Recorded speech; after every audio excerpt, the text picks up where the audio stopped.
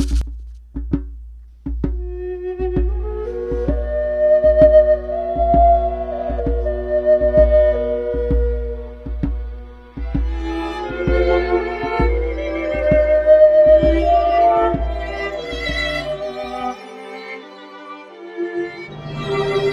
is Sherri, and she's agreed to answer the 3 dream questions.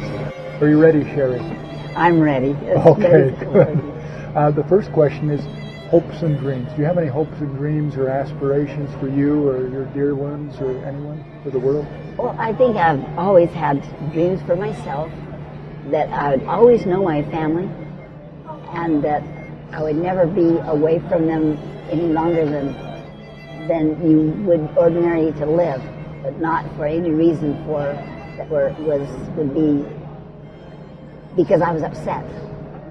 I haven't been upset enough not to ever see my family. So what I'm hearing is that you want to stay in the proximity of your family, and if you're ever away from them, it's not because you're having some kind of an argument or anything like that. Is that what you were thinking? I think that's what I'm thinking, but I also know that they are people that have ideas of how they want to live and who they want to live with and how much they're going to be with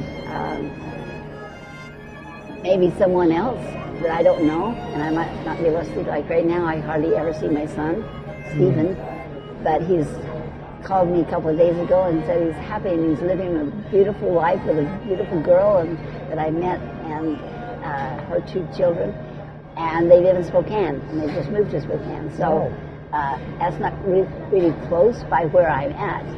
It doesn't matter, just so long as I can talk to them at any time, and they will always feel however I feel about maybe what they've done with their lives.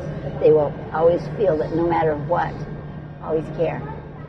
So and I really do. So your children will feel loved by their mother. Yeah, right. And also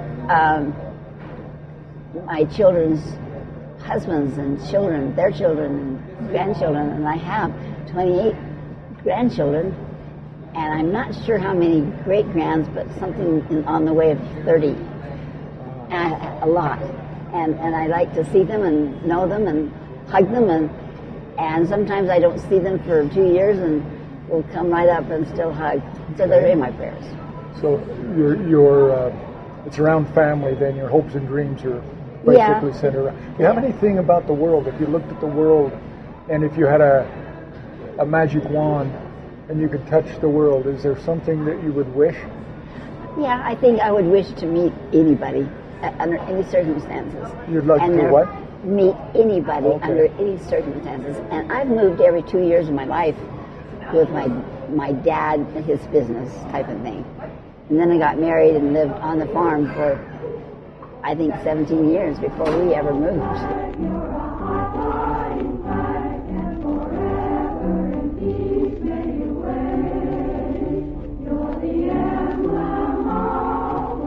Are there any changes you'd like to see in the world?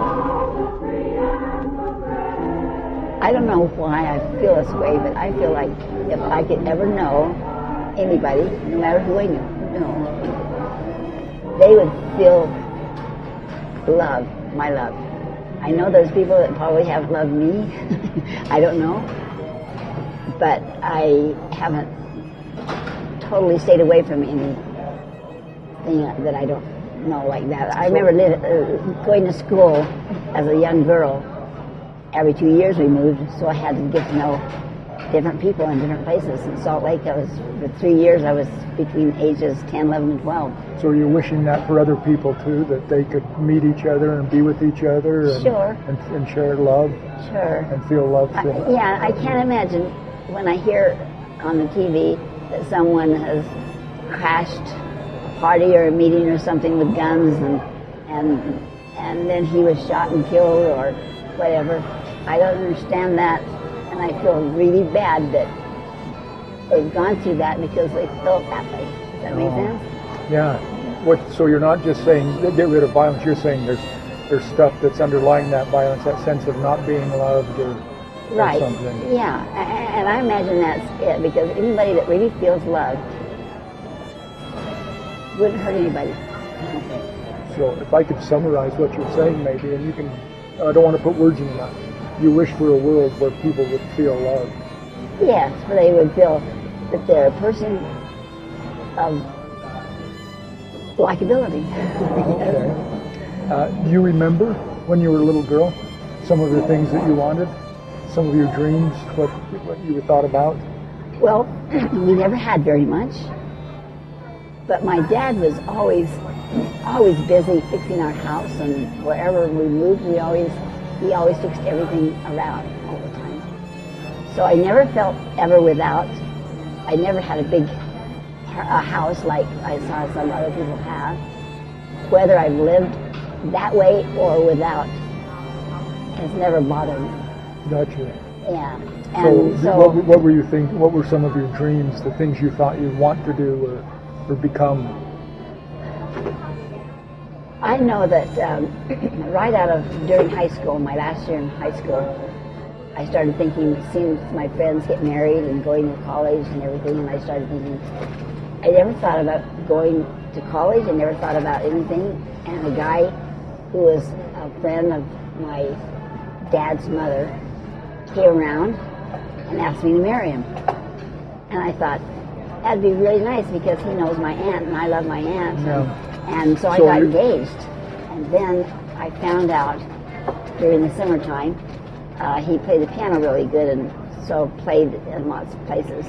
And I thought, well, I'll show up there and see what it's like for him.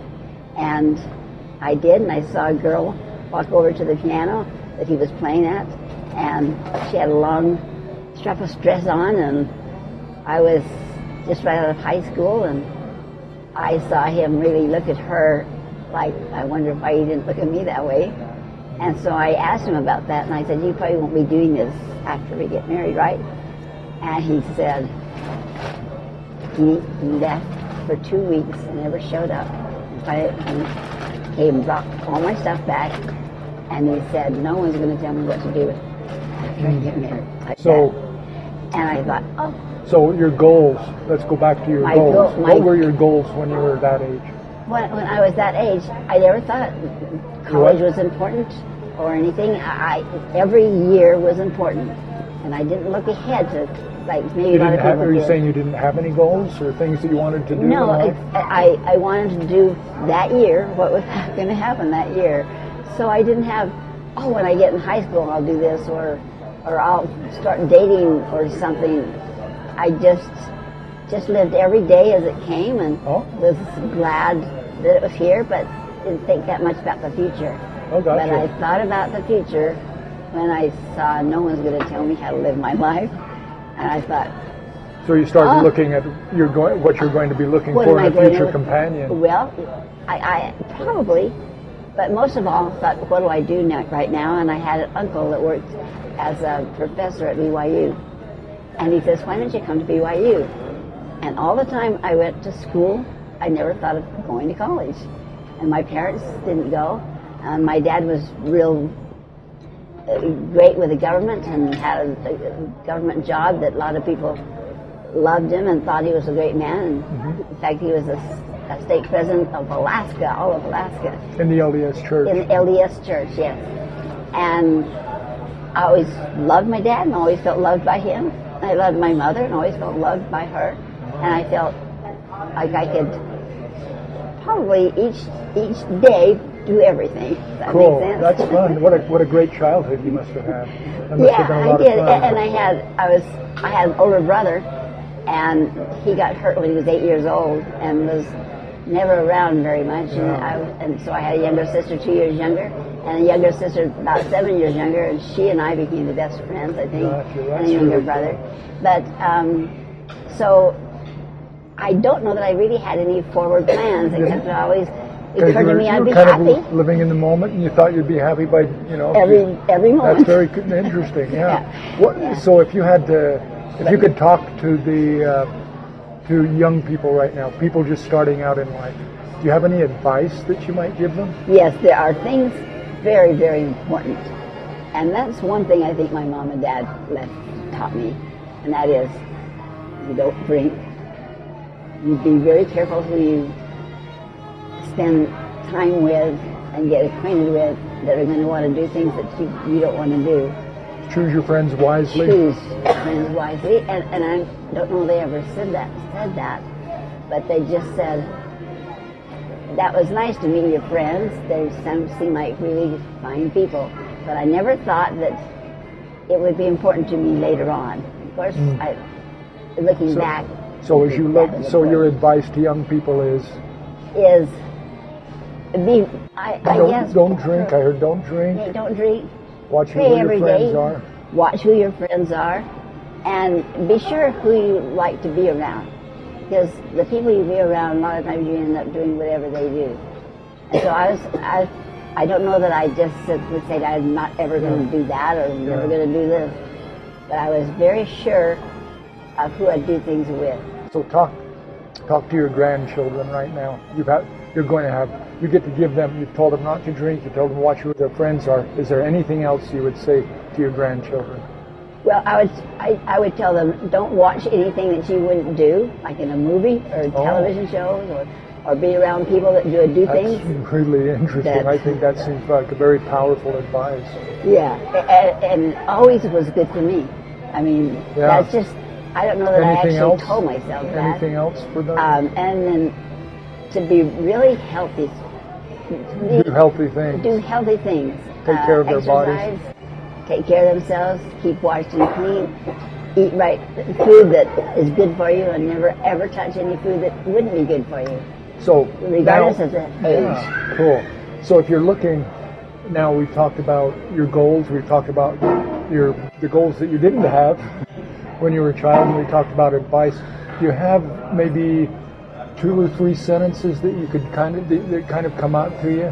Anything that we've talked about, whether it's advice or... I guess the most important thing is to know who you are and how you intend to live your life. Because once you decide that, then anything bad, if you've sort of made up your mind not to get in trouble, I don't know if that's possible. Except that it was possible for me. So what you're saying is to decide who you are. Decide who you are and what you believe and who you want to be close to. And then go after it, or what? And then be available for it. Be available for it. Yeah. Oh, I like that. I like that a lot. Thank you so much, Sherri. Okay. Thank you.